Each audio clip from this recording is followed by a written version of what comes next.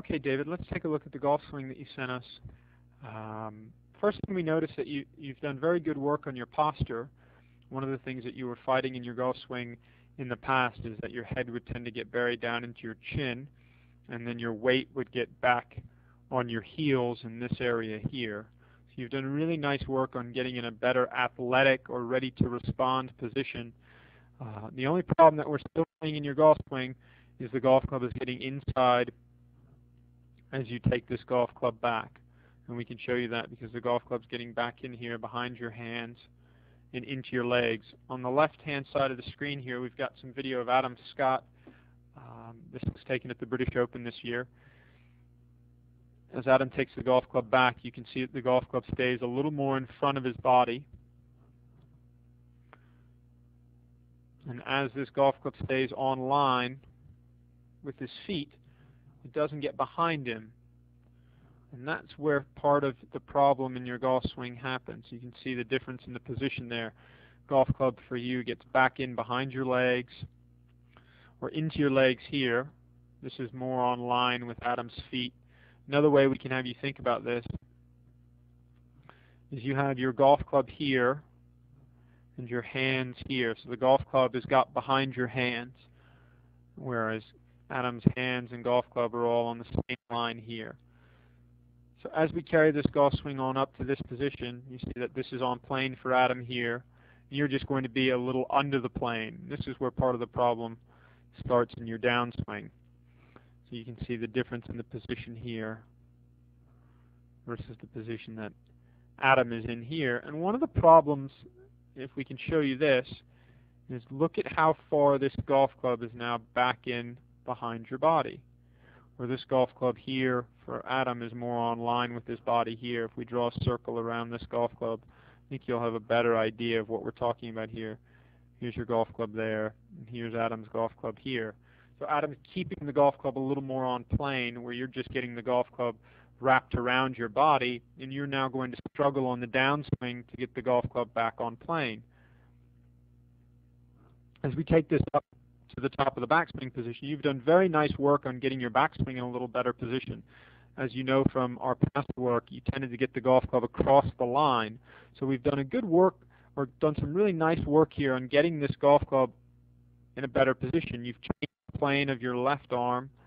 If you remember, the old position of your left arm was very, very steep. Up in this area in here, your left arm plane was matching more of that line there. So we really have changed the plane of your left arm a lot. And as you get up to the top of the backswing here in Adam's swing, this is where the change that we want to try and have you feel. Because now as you start down, you're going to see this golf club start to get a little under the plane there. That's getting close to being under, where Adam tends to keep this golf club not so much behind him. And your golf club now is just getting what we would call stuck. This is where the blocks to the right are coming from, and this is where the quick hooks with the driver are coming from as well. You can see that Adam's much more on plane here. And then as we carry this on down for your golf swing, you're going to see this position. The golf club just gets stuck back in here behind you, where for Adam this golf club is much more on line with his feet. And this is basically the same position that he took the golf club back in. You see this position here. And you see this is just stuck back in here behind you. And as this golf club is getting stuck back in here behind you, this is where the block to the right that you talk about as the club gets longer, this is where it's coming from. With the shorter irons, you won't block it so much. But with the longer clubs, you'll start to block it. And as we get rid of these swing plane lines, you're going to see as Adam comes in here, club face in a fairly square position, going down his target line. But because you've gotten the club inside going back and stuck behind you coming down, you can see the club face a little open here and your golf ball leaking out here to the right.